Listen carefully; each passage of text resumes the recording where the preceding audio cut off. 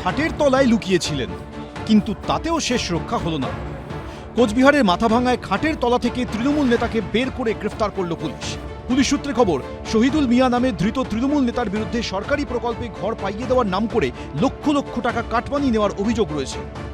তোলাবাজি, মস্তানি, গুন্ডা, তার মধ্যে কাটমানির টাকা পাবলিকের খেয়ে আছে, খাটের তলায় লুকিয়েছিল সাধারণ পাবলিকের ভয়ে। বুধবার অভিযুক্ত তৃণমূল নেতার বাড়ির সামনে বিক্ষোভে ফেটে পড়েন স্থানীয় বাসিন্দারা।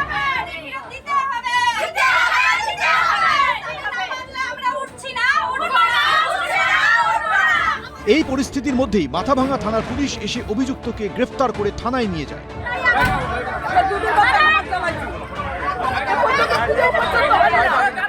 ভয়ঙ্কর ভয়ঙ্কর দৃশ্য দেখছি। বাড়ির টাকা, শৌচালয়ের টাকা, সব জায়গা থেকে কাটমানি খেয়েছে। এখন কমপ্লেন করছেন, সেই পুলিশে কোমরে দড়ি বেঁধে টেনে নিয়ে চলে যাচ্ছে। অন্যদিকে কোচবিহারের জামালদহে তৃণমূলের পঞ্চায়েত প্রধানের বাড়ি লক্ষ্য করে ছোড়া হলো পচা ডিম। গ্রামবাসীদের অভিযোগ, দীর্ঘদিন ধরে পঞ্চায়েতের বিভিন্ন পরিষেবা পাচ্ছেন না তারা। শুধু তাই নয়, অভিযোগ প্রধানের নির্দেশেই বহু মানুষের নাম জব কার্ডের তালিকা থেকে বাদ গেছে। এই নিয়ে বৃহস্পতিবার জামালদহ পঞ্চায়েতের তৃণমূলের প্রধান গীতা বর্মনের বাড়ির সামনে বিক্ষোভ দেখান স্থানীয় বাসিন্দারা। ছোড়া হয় পচা ডিম। বিগত 2 মাস থেকে অঞ্চল অফিসে যাচ্ছেন না, আমাদের সাধারণ মানুষের খুব অসুবিধা হচ্ছে। আমাদের জব কার্ডের যে নামগুলো প্রায় 40% নাম উনি কেটে দিয়েছে। আমি আইনের সুরক্ষা চাচ্ছি, আমি আইনের পদক্ষেপ চাচ্ছি। অন্যদিকে দক্ষিণ 24 পরগনার ফলতায় তৃণমূল কর্মীর কাটমানি ফেরতের ভিডিও ভাইরাল হলো। যা টাকা তোমাদের নিয়েছিলাম সেই টাকাটা আবার ফেরত দিয়ে দিলাম, এর জন্য ক্ষমা করে দিলাম। ভাইরাল ভিডিওতে দেখা যাচ্ছে কাটমানি ফিরিয়ে দিচ্ছেন তৃণমূল পরিচালিত বেলসিংহা 1 নম্বর গ্রাম পঞ্চায়েতের উপপ্রধানের স্বামী শুভেন্দু ভট্টাচার্য, গৌতম মণ্ডল, এবিপি আনন্দ। তৃণমূল সরকারের আমলে তাজপুরে গভীর সমুদ্র বন্দরের স্বপ্ন সমুদ্রের গভীরে তলিয়ে গেছে। বিজেপি সরকার ক্ষমতায় আসতেই প্রকল্প নিয়ে নতুন আশার আলো। মুখ্যমন্ত্রী শুভেন্দু অধিকারী জানিয়েছেন, তাজপুর থেকে 10 কিলোমিটার দূরে দাদন পাত্র বারকে কেন্দ্র করে নতুন পরিকল্পনা করেছে রাজ্য সরকার। তাজপুর থেকে 10 কিলোমিটার দূরে দাদন পাত্র বার, যেখানে সল্টের পুরনো ফ্যাক্টরি ছিল, সেখানে 1700 একর ল্যান্ড রাজ্য সরকারের হাতে রয়েছে। আমরা এখন ওইটা নিয়ে এগোবো। তৃণমূলের আমলে পূর্ব মেদিনীপুরের তাজপুরে সমুদ্র বন্দর নির্মাণের বরাত আদানি গোষ্ঠীকে দেওয়ার সিদ্ধান্ত নিয়েছিল মমতা বন্দ্যোপাধ্যায়ের সরকার।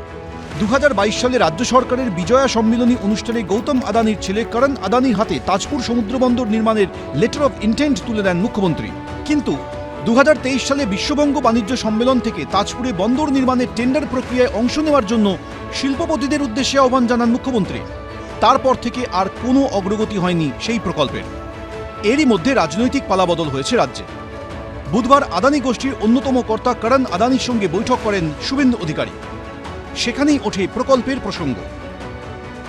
আমরা দায়িত্ব নেওয়ার পরে মূল্যায়ন করতে গিয়ে দেখেছি, এই বিষয়ে গতকাল আদানি গ্রুপের এমডি করণ আদানির সঙ্গেও আমার আলোচনা হয়েছিল regarding Tajpur deep sea port.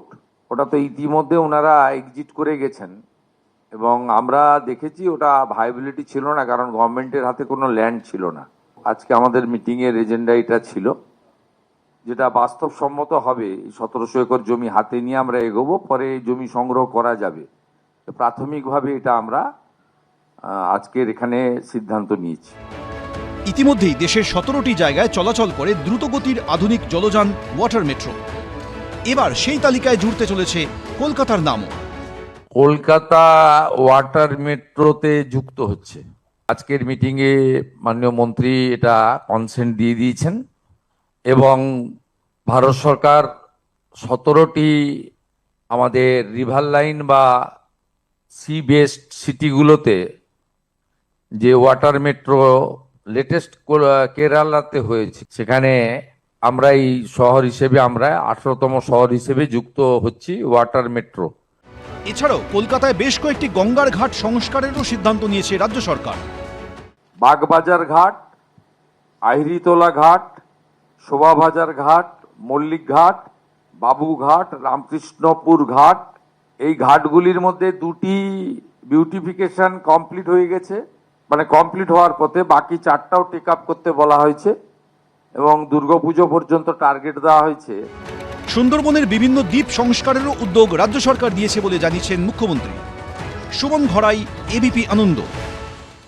ABP আনন্দ, এগিয়ে থাকে, এগিয়ে রাখে।